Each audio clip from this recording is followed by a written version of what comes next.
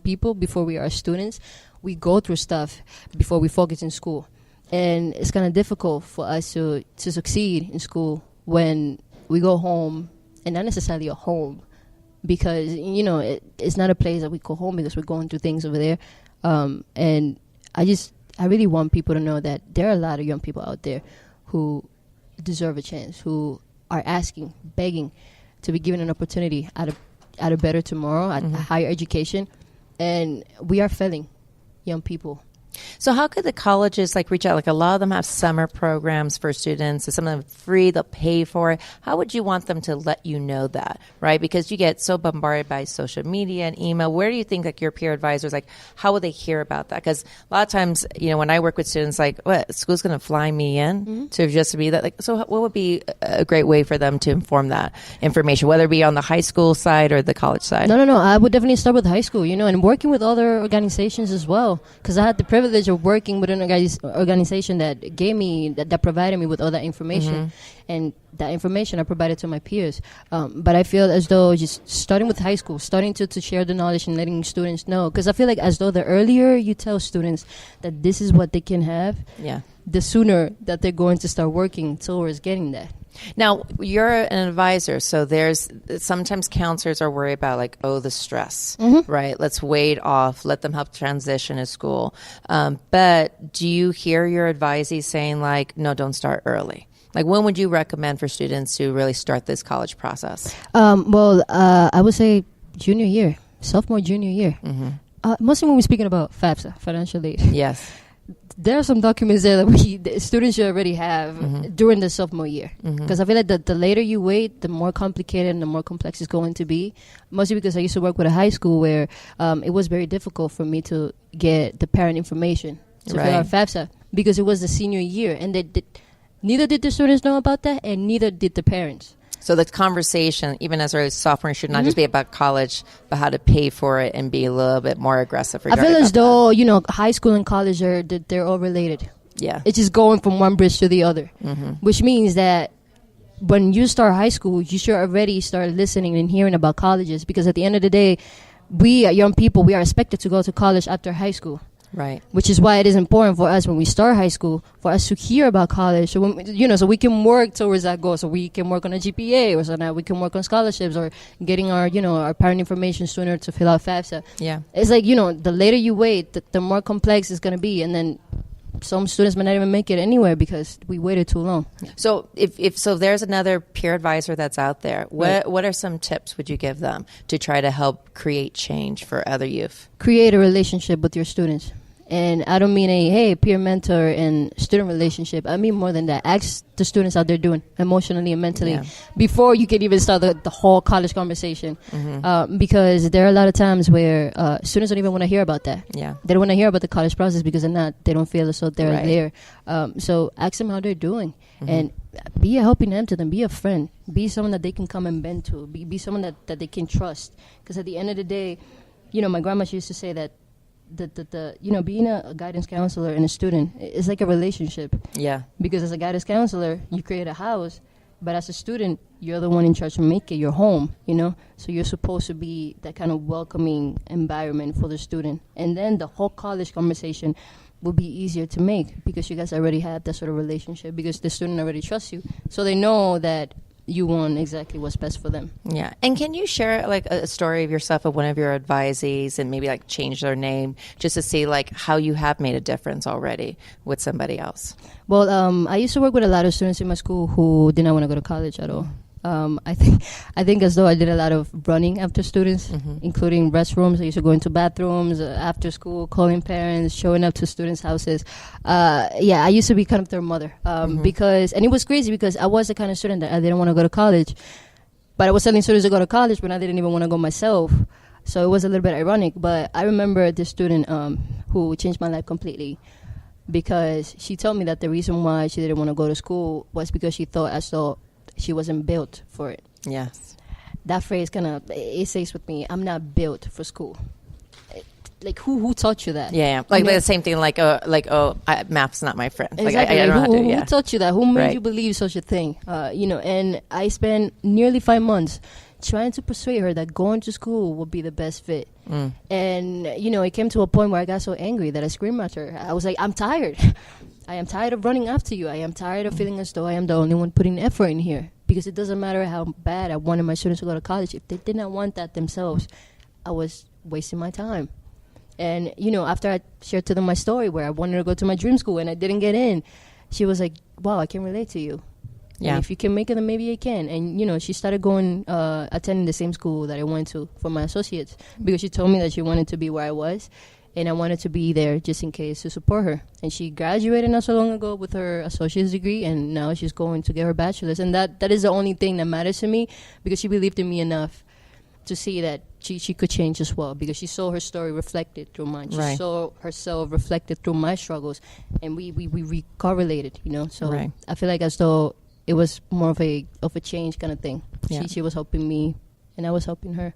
We both helped each other believe in ourselves. So any updates for you in college? Right now I am a upper class junior. Mm-hmm. Congratulations. Yeah, thank you. Exciting and a lot of hard work. I don't know. I mean, being a junior, you kind of start thinking about senior year. Yeah. You're about to graduate, and then you start thinking about how old you are. But but your LinkedIn profile must look great, right? Doing all these presentations and interviews. Yeah, right? Absolutely. But no, I'm an upper class junior. I am doing a double major in English and theater performing arts with a minor in women's studies. And I'm also working as a peer mentor for transfer students, making sure that transfer students have that kind of support so they know that it doesn't matter where they go, they can make a home out of a place. And you're changing history. Yep, absolutely. That's great. And then, Julie, I just want to know, what made you decide the title of the film, The Personal Statement? Because it's funny, I thought I was going to watch a series of how to write the essay and stuff like that. And then I was thrilled when I heard what it was about. It's the first time sometimes students will write in black and white. I am amazing. Or maybe I fail, but how much stronger I am. So what brought this title? Because I was really surprised and thrilled at the same time. Mm-hmm. We struggled for a long time trying to figure out what was the best title for this film. And what we ended up realizing was that this was, yes, it's a film about 3 students who are working as peer college counselors, but it's also a film about, so you see that they are helping everyone in their school with the college process, but you also see the barriers that they face personally to get to college. And you see it through their eyes. Right. Both from the fact that we're following them, but also because we use as a jumping off point for all 3 of their stories the personal statements that they themselves were writing while we were filming to apply to college. So we realized that, we also had this sort of double entendre of, they were making a statement. Yeah. By deciding to take it upon themselves to do this important work and to help others. And they were sharing their stories both through the college process, but also by collaborating on this film. So they collaborated as well. Impressive. Your LinkedIn account resume is getting better and better every time. It's definitely was and is a collaboration for sure. Right now it's more like a family kind of thing. Yeah. Because Julie, I'm pretty sure Enoch's mom, Christine's mom, Andrew's mom, my mother loves Julie, which is why I call her now my stepmother. Because we got to know each other so much and we share so much time together that now we're family, we're a team. And we do discuss things all the time. Like, we spent a couple of months trying to decide a title for the film. It has definitely been like a work of team effort of, she's great. Well, it's also showing the importance of anyone could being a mentor as well, too. Absolutely. Not that you're anyone, but that's something that's really key and so important, too. So what is both your guys' hope and mission, right? We know, so after, whether it be for today here at the NACAC conference or beyond, what are you hoping that people will get away with as administrators? I mean, I know you had even the governor of New York sponsor this film. So what are your hopes and dreams coming from this? So first and foremost, we want to share this film widely. We're very excited about the fact that we're having a PBS broadcast May 3rd. And we want to get this film, out as much as possible. We think it can help, inspire other young people to persist to college, but we also want to make sure that we get it in front of folks who will be able to make decisions and put more resources into college counseling in public schools. And so we're putting together an impact campaign for the film. We're looking for partners. It's right, because you're asking for donations on your website too, right? At personalstatementfilm.com as well, correct? That's right. I mean, we're asking for donations. We have a funding gap simply from making the film, but we are also looking for funding to support the impact campaign. And what we want to do is we want to bring the film everywhere where it can have an impact. Yeah, we need to get Michelle Obama on here with Reach Higher program, right? We would love that. We actually this NACAC screening is actually put together in partnership with Reach Higher. Oh, fantastic. The folks from Reach Higher are here with us this evening. That's great. Also moderating and participating on the panel fantastic. with us this evening at NACAC. Good. And so we're looking for, we're so excited to be partnering with them, with Hustle, who is also co-sponsoring. That's right. Is sponsoring this event this evening.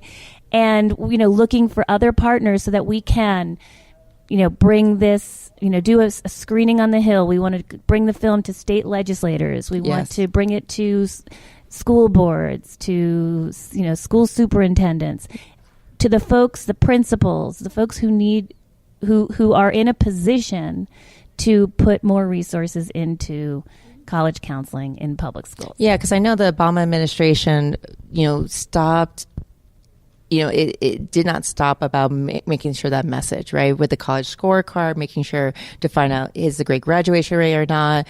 I know also they were trying to make sure all schools do the shopping sheet. So if you go to college, will I be in debt? Will I not? And then it fell short. Because, after that term ended, and we need to know, like you said, change history. We don't have to wait for others. We can inspire that. And then, Julie, if other people, how can they get access to the film?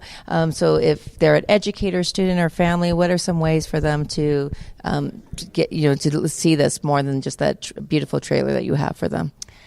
Well, people can see the film at film festivals where we're still bringing the film to quite a few film festivals. You can see on our website, personalstatementfilm.com, where we are showing next. But then it will also be broadcast on public television nationally. Also on our website, we'll have a link so that folks can find out how to watch it.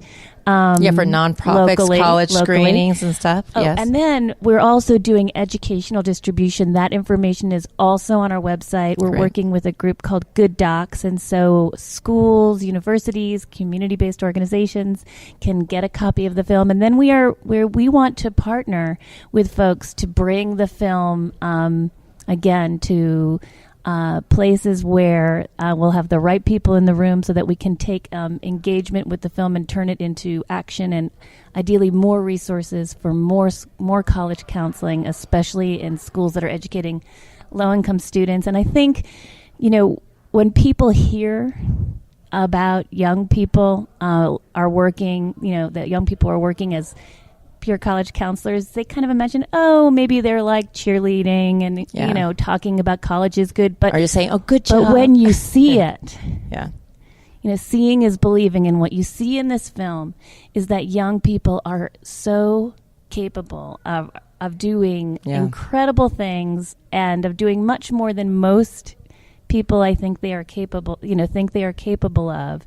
And there are many, as we were talking about earlier, there are many things that young people can do for their peers that adults just can't. And in the film you see them doing just that and really making a difference in their schools. And so we hope we can get the film out there far and wide and encourage many other folks around the country to create youth-led programs, but also in general to just put more resources behind school counseling, college counseling, both by adults and by young people, and ideally them working in partnership together. Yeah, and I appreciate so much how making it real. I love that one part. Everyone can see on the trailer of Enoch where he's like calling the college, and then he goes, college ID, and it's like, like no, and it's like they don't realize like all those multiple steps is a step, and you have to meet the student where they're at. And